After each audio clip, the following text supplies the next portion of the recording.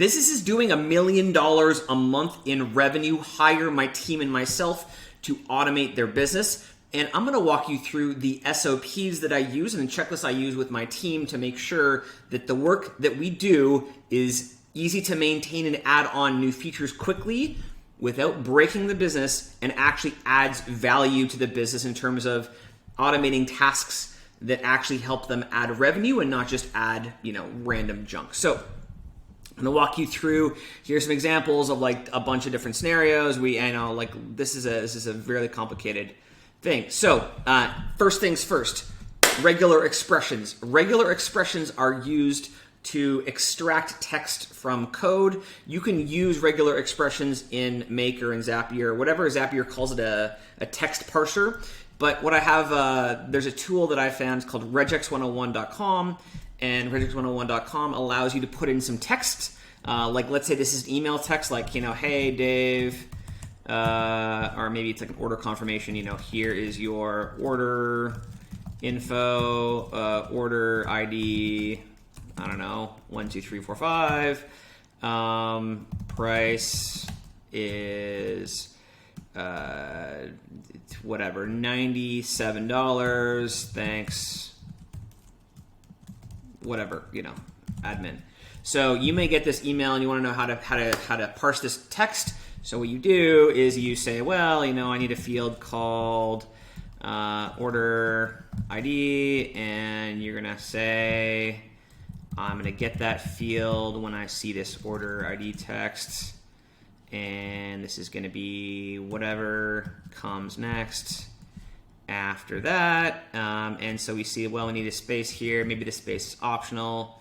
We've got order ID, blah, blah, blah, blah, blah, blah, blah, blah, 1, 2, 3, 4, 5. And this is this. How come this order ID, order...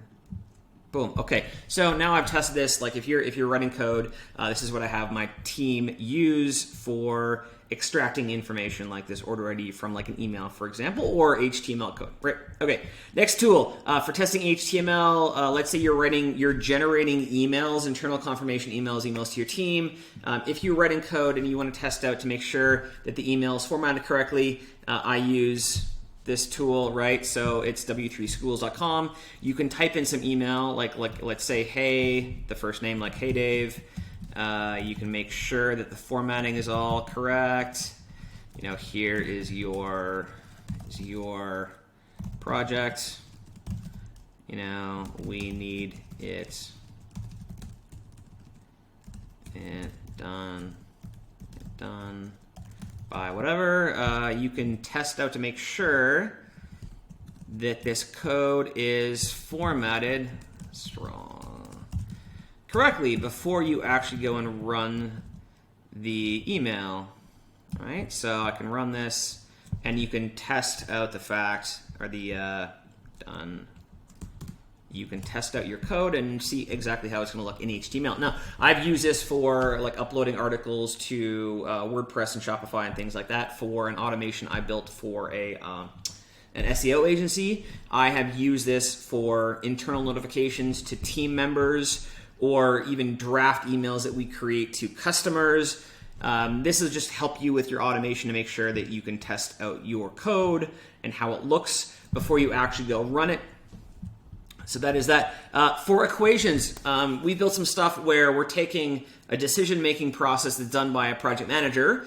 So, for example, distributing leads to various salespeople based on who is the best salesperson, distributing projects to editors or writers based on who is like whatever capacity they have, and different prioritization algorithms. So I use desmos.com/calculator for testing out these equations and seeing the actual shape of the curve. And then I'll just use Google Sheets or something to implement the equation and test it out with a bunch of different records, or you use Airtable to test out the one factor of the equation with a bunch of different records. But you can put in stuff here like y equals x to the cube minus 2x plus y. And this is just like in high school, right? Where we were doing like graphing calculator stuff. I had this like TI-83 calculator back in the day, super retro. But this allows you to do this on a computer and see the shape of the curve, what you do from here is you look at, well, maybe you need to increase some factor here, so maybe it's 3x to whatever that, I don't know, whatever that is. I'm just making some stuff up here, but you get the idea, right? Desmos.com. So where are we? We are here. The last cool is if you're using like custom JavaScript code, I always like to test out the code individually to make sure that it works, and you can use developer.mozilla.org to test out whatever code you want and run it in real time. Cool. So that's that. That's that. We can leave here. We can leave here. We can leave here. These are all really cool tools. You can play with these, and this is all like little automation stuff that you can use for your own business. All right. Next things first. Airtable architecture. So what does it look like to have good Airtable architecture? If we're doing a project management type tool, one of the things we always do is have, of course, a status dropdown. You're probably used to that. But one of the things that I do is there's certain statuses that will trigger an automation. And what we want to do is have, like this is a real screenshot from a real client.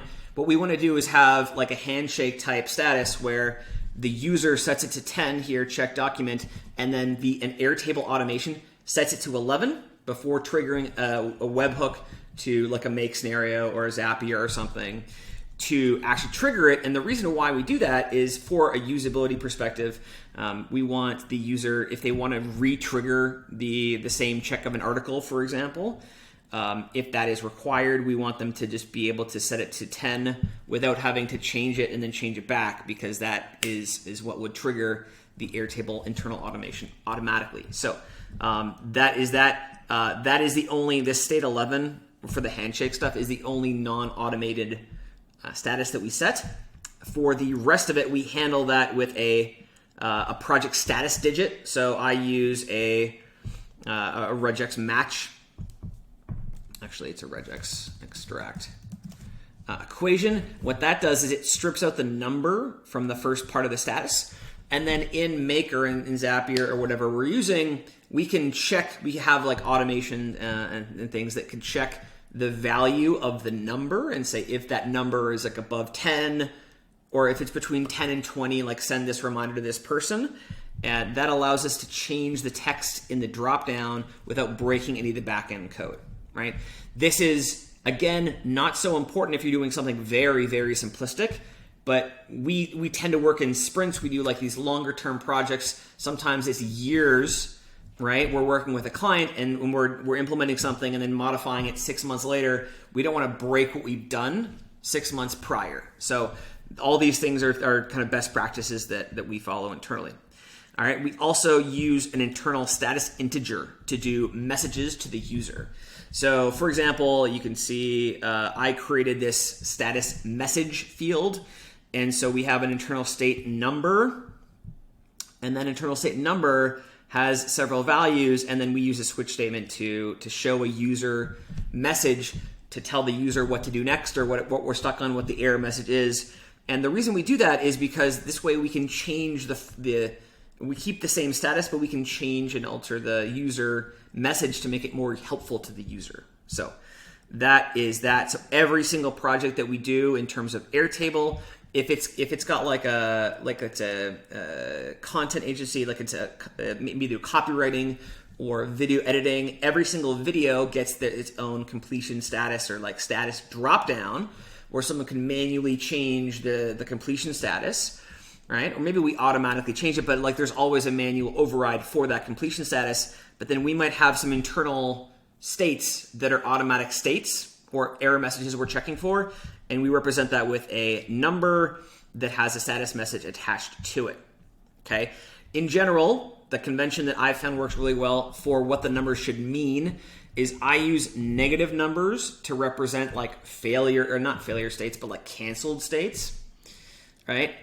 If the client has a separate, like if our client's client can hold the project or maybe become unresponsive and they're required along the way, then we have a separate column so that we're not messing up the status of the main thing. And then you'll notice everything is bucketed in groups of 10. right? So it's not step 1, 2, 3, 4, 5. It's step 10, 20, 30, 40, 50. This is a trick I learned in engineering and in automating massive manufacturing companies like Nestle and Mars and things like that. And the reason we do this status in groups of 10 is because that allows us to add intermediate steps along the way, and it doesn't break anything else. So if you do step 1, 2, 3, 4, 5, what happens if you realize there's an intermediate step that happens between step 1 and step 2? You have no option to add something intermediate, right? Whereas if you do 10, 20, 30, 40, 50, you can always add stuff later and nothing breaks. The convention that we use for this is so we use 2 digits or even maybe 3 if it's a massive sequence. And we always use groups of 10, and we change the group of 10 when the responsibility changes. So for example, if I was doing like this, okay, this one I think was for a writing team. So they had a bunch of content writers and copywriters. So the way that we did it is step 0 is just like it's new, it just got created, like it hasn't been assigned yet. Step 1 is all the materials have been automatically prepared for the assignment to a writer. All right. Step 2 was it's actually been sent to somebody. We haven't had any confirmation yet, right? And then once the writer confirms, we change it automatically to step 10. So we skip from 2 to 10. And the reason for that is because everything that's 9 or below is in the responsibility of the project manager to assign it to the right person and get the confirmation from the right person. Everything from 10 to 19 is on the responsibility of the writer. And so then when the writer submits it and is done, it's ready for a quality check, it changes to step 20, not step 2, but step 20. And then if the quality check fails, we move it to step 19. Right, so we go back to the previous group, but we don't go all the way to step 10 again because it's farther along than what it was in step 10. We go to step 19, or if there's different failure codes, like it's 19 or 18 or 17. That's generally the convention we follow. And again, quality mistakes or failures to get to the next bucket of 10, 20, 30 are represented by 19, 18, or 9, 8, or 29, 28. Etc. In terms of communicating from Airtable to Make or Zapier or whatever, I always use webhooks. Here is the code for doing a webhook, right? You use an automation in Airtable. It triggers a script, and this is the script that you follow. Okay. And if there is human input, right? Whether that human input is coming direct, it's like direct input. Whether that human input is a human is writing a document and we're importing the document from the Google Docs API. Whether that human input is an email is sent and then that email is imported, any kind of human input directly or indirectly, we always look for valid characters in that input. Like somebody could type literally anything. We always look for hidden invisible characters, right? And we always try to capture the raw input into Airtable if we can, if it's not too long for Airtable. Right? And in that way, we can create internal regular expressions, back to regex 101, internal regular expressions to either eliminate bogus characters, right, based on the raw input, or eliminate even hidden characters that will mess up formatting later down the road.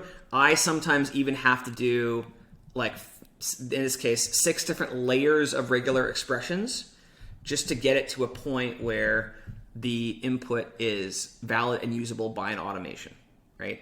And again, I much prefer my team put in the raw input into Airtable raw, so that if we ever notice a mistake in our parsing of the raw input, all we have to do is modify an expression in Airtable and it fixes it across hundreds or even thousands of records at the same time, rather than that regular expression being implemented in Make, if we can. There's some limitations with Airtable regular expressions, but for the most part, if we can, if the input is not too long, like more than several thousand words per input, then I prefer that we do parsing in Airtable. Okay, so that is our Airtable SOP. You are more than welcome to steal some or more of what I just said here. Okay? Okay, this is the Airtable SOP. Okay, make, aka what used to be called Integromat. Okay, so what I do is, okay, so organization naming, I always have the organization named something that's descriptive because I'm part of like lots and lots and lots of organizations. So I want it to be called like the company name, and I want my team to do that as well. In terms of scenario naming, I also name the scenarios in folders based on those same steps. You notice with this, we also do groups of 10, and this way the folders are organized in terms of the overall workflow of the process, right? The entire like journey of our client's client or our client's customer. So that's organized in that regard. And you notice we always do 2 digits, as in like 0, 1, not just 1. And we do also, we have the same convention, groups of 10, and we bucket by who's responsible. And then normally like 99 or 199 or whatever else is like the general admin, like payroll, that kind of stuff, right? Typically, most of the automation is around the core service that this company provides, okay? Again, if one scenario always happens before another, so there's like a sequence of scenarios that trigger one another, we always name them in the same, like 10A, 10B, 10C, that sort of thing, and we always, subroutine, we have a note of like where the thing is triggered from, okay? Again, if we do any text that needs to be processed, if possible, we do that in Airtable rather than in Make, right? And we always, always, always assume that any human input has bogus characters. So, for example, if I've noticed in the past that if a person who's using, like, I think it's Word for Mac, copies and pastes text into a Google Doc, and then you take that raw HTML from Google Docs and you upload that to Shopify specifically, it will create kind of bogus HTML characters in Shopify that apparently are harmless, but looks bad. So I do something like this to eliminate all non-valid characters, even those that are hidden and you cannot see or detect normally. And so that sort of thing, we always assume that any human input needs to be processed. Okay, I would also assume the same thing for you, even if on the normal case it's fine and you haven't noticed a problem yet. I guarantee you, with sufficient volume, right? Maybe not with 10 articles or 10 human inputs per day, but I can guarantee you with 100 or 1,000 per day, somebody, especially if you have a distributed writing team, somebody will put in something that they're using another computer, or like the one time they use it. You do not want to get caught there. I use a regular expression to parse out anything that's not in the valid set. I would much prefer that. What I wouldn't do is say, eliminate these characters. I would say only allow these characters to come through, just delete everything else, or throw an error if there's anything else. Anyway, that's what we do. All right. Sequential processing for the make scenario. All right. So you can have, if you have like, let's say an Airtable, and you have each row of an Airtable can trigger the check of a document in this case. For example, I developed a system for a SEO agency. They do hundreds of articles per month, and the users could trigger the check of an article from Airtable, right? And I had some back-end code that would take this article and create links within the article to everything else in a group, and also modify those other articles to add links from those other articles to the new article, okay? And the thing is, in this case, because you're modifying like the same resource, you need to use sequential processing, because if you don't use sequential processing in these cases, you end up with like the same link being added twice, or other types of things. So you may need to use sequential processing. I'll do a more detailed case study on this client at some point. All right. Again, best for testing code. I can just yeah, that's fine. Okay, so That's a duplicate. So, if there's any scenario settings that a user may eventually need to configure, again, I always put those settings at the beginning of the scenario, and rather than hard coding values like in the middle of the scenario. And the reason for that is because I could have a team member on my team who's developing code, and then 6 months later, we transition the client to just supporting what we've already built. And somebody else may have to check in and modify something, or even the client may have to modify something. So we always want to make it really easy and clear what things can be modified and call that out at the beginning. So like min maxes for things and standard date formats and whatever else. Okay, searching. Okay, if you are searching rows in Airtable, rows in Google Sheets, number of emails, like this kind of thing, and then using that value later, saying like, search these values and then do something with the values, we always need to make sure there's a check if no rows are returned. And in development, we also limit the number of results to like 1 or 2 rows, just to make sure that the code works before cranking it up to searching hundreds of rows, right?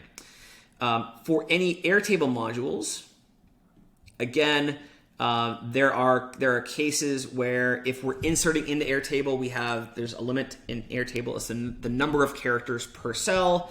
So we always cut that off, and ideally remove as many junk characters as possible to preserve meaning before we do that cutoff, right? And I also always turn off. I do not put on error checking for different modules, especially for Airtable during development, because what often happens is we're adding Airtable architecture where we've got automations in the background, and as we're implementing it with the client and their team is using it, we're modifying a lot of features to make it even better for their team.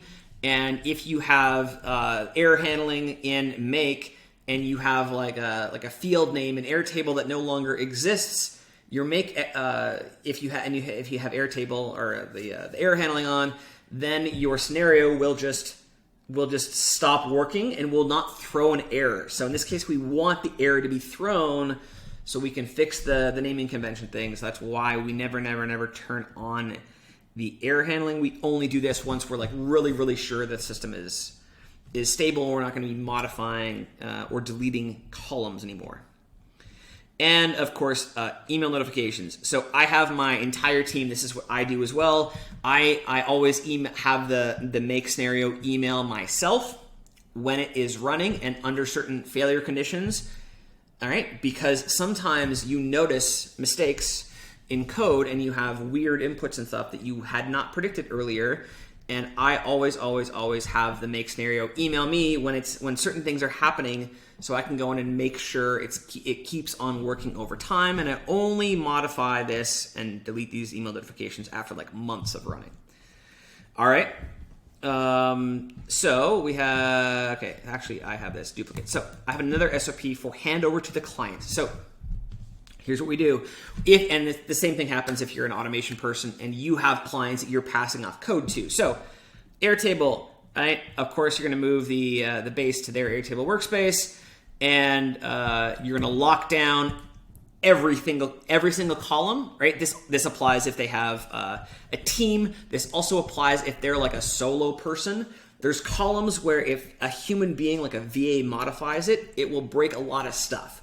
So generally what I do is I lock down everything, and have like one person that can modify stuff, which is me and like the CEO of the company, the client company. And then only if somebody needs to modify something do I then allow them to modify it. And the reason why is because we don't want a VA like leaning on a keyboard and deleting some cell, which is going to mess up your automation. We want to just prevent that from happening. Okay. So I always think it's better to be more locked down and only allow people to modify something if they need to, rather than suffer the consequences of the wrong person modifying the wrong thing. I always want to make it impossible for a client or a VA for a client or a project manager for a client to do the wrong thing, right? They're not trying to do the wrong thing. We want to prevent them from making mistakes. So the way you could do that is if you have an Airtable Pro plan, which hopefully you do, you go to Tools, Manage Fields, and then you can see all of the fields all at once, and you can just see a list of them, right? And you can see which ones have not been locked down, which are super easy, right?